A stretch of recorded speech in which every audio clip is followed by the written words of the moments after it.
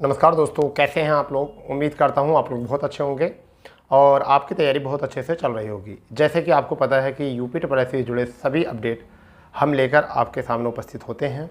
और जैसे कि आपको पता है कि यूपी ट्रिपल में ज़्यादातर जो गोड़ दी जा रही है वो पुरानी भर्तियों को लेकर दी जा रही है। और उन्हीं पुरानी भर्तियों में आपको आज का जो अपडेट हम लेकर आए हैं, क्योंकि कोर्ट के सख्त आदेश हो चुके हैं कि जितनी भर्तियाँ भी आपकी कोर्ट में पहुँचती हैं उन सभी भर्तियों में यूपी ट्रिपल को काफ़ी सुनने को मिलता है कि छोटी छोटी वजह से भी स्टूडेंट जो है भर्ती को कोर्ट में लेके चले जाते हैं। तो इसका मतलब ये है कि आप अपने नियमावली को सुधारिए और साथ ही साथ जो है अपने अधियाचन जो आपके नोटिफिकेशन होते हैं उनमें जो भी खामियां होती हैं उनको पूरा कीजिए।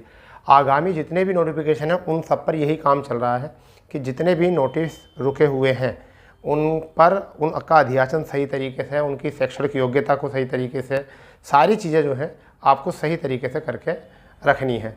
यानी कि आपके नोटिफिकेशन को लेकर या क्वालिफ़िकेशन को लेकर कोई भी स्टूडेंट जो है केस लेकर कोर्ट में न जाए, ये कोर्ट की तरफ से थोड़े से जो है ऐसा मान चलिए सख्त आदेश है। उसी बीच जो है जैसा आपको पता था कि 62 भर्तियों पर कनिष्ठ सहायक की वैकेंसी एक निकली थी और उसमें कोर्ट में वो भर्ती पहुंच चुकी थी, जिसमें आपको समीक्षा में दिखाया भी गया था कि कोर्ट मामले में फंसी हुई है 62 पदों को लेकर कनिष्ठ सहायक की वैकेंसी।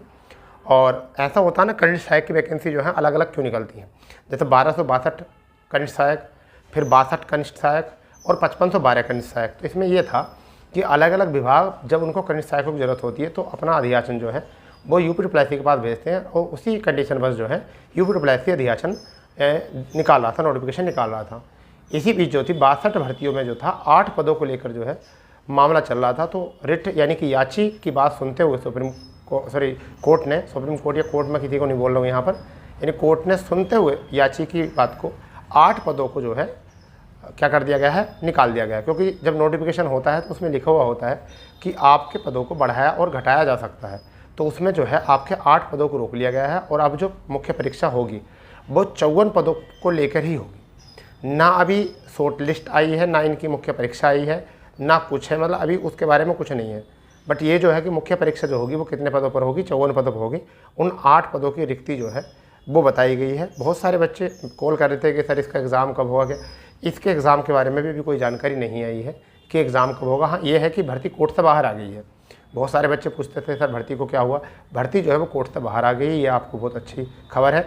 अब जो है एग्ज़ाम जब होंगे जब आपको एजेंसी मिलेगी। जैसे एक बच्चे ने आज भी कमेंट्स किया था कि सर यूपी पुलिस वालों को एजेंसी क्यों मिल रही है जब यूपी ट्रिपल को नहीं मिल रही।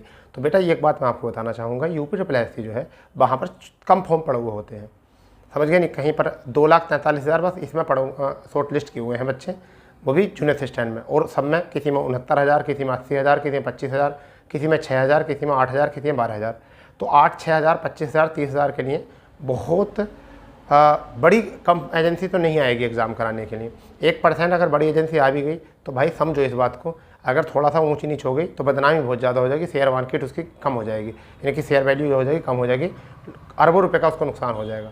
ठीक है, इस वजह से अब इसमें 48 लाख फॉर्म पड़े हुए थे उत्तर प्रदेश पुलिस में, इस वजह से उसे एजेंसी मिल गई, समझ गए।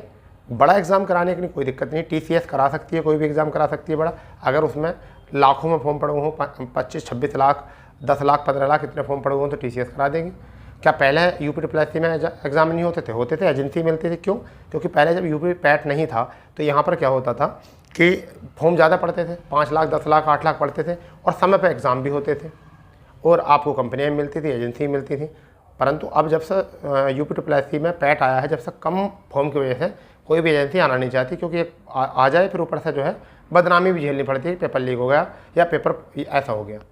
तो इसलिए इन बातों पे भी गौर करनी होती है। पर केवल इतना ही नहीं होता कि सर्टिफिकेट लिए, पढ़ाई करी इंटर तक या ग्रेजुएशन तक सर्टिफिकेट लिए और बिल्कुल सोच समझ कुछ नहीं है।